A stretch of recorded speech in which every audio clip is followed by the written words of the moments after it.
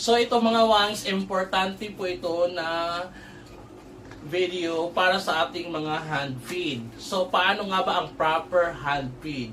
Kailangan ma-master po natin ang proper hand feed kasi baka mabagaan ang ating alaga. Kailangan alam po natin yung proper hand feed para hindi tayo mamatayan ng ating alaga, lalo na kapag mga mahalang yung mga alaga, yung mahal yung mga range kagaya ng African Grey Parrot, mga Macau, mga San Conyor, mga prices na.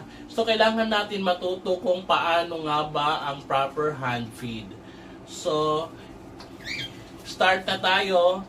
So kailangan natin ng beans, syringe at saka plastic spoon. So dalawa sila siguro kasi snack na lang nila to kasi gabi na ngayon.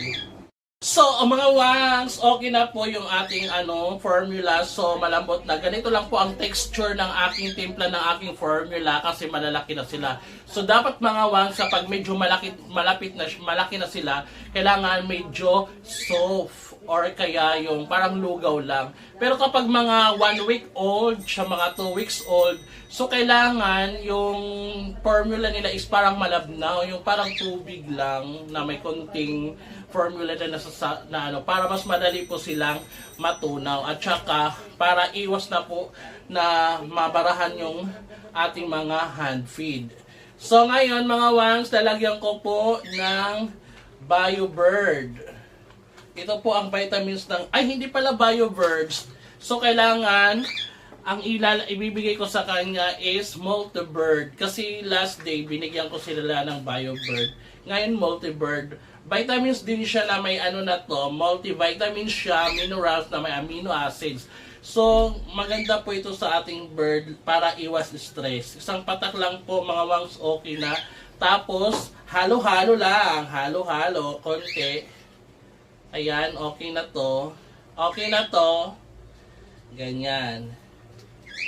So, ayan, kailangan ng ilagay sa syringe. Ayan, ilalagay na natin sa syringe. So, ilagay muna natin yan. Ilalagay natin. So, kailangan mga wangs, mayroon tayo ditong wipes para pag magkalat sila. So, kailangan natin ng wipes. Oh, wait lang. Ito na, wait lang. Okay. Lagay na natin sa syringe. Wait lang, kasi nandiyan na po sila. So, kailangan po... Huwag mag-away. Tiga, nag-aaway na po ang ating mga alaga kasi nag-uunahan na. Gusto na nilang kumain. Saglit lang.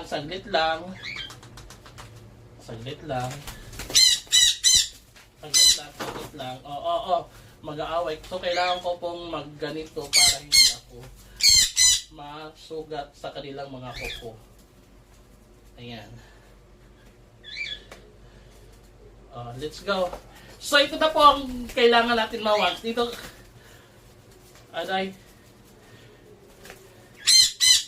ang gugulo. So, kailangan siguro ilagay ko muna yung isa sa kulungan. So, ayan, nakakulong na po yung isa. So, ito muna yung isa. So, ito na po mga wangs yung proper way para maging safe ang ating alaga. So, ganito nakaharap sa'yo. So, kailangan yung ating syringe ay nasa kaliwa nila. Kaliwa pa kanan. Ganon pa ganon. Para yung yung formula natin diretso doon sa botchi nila.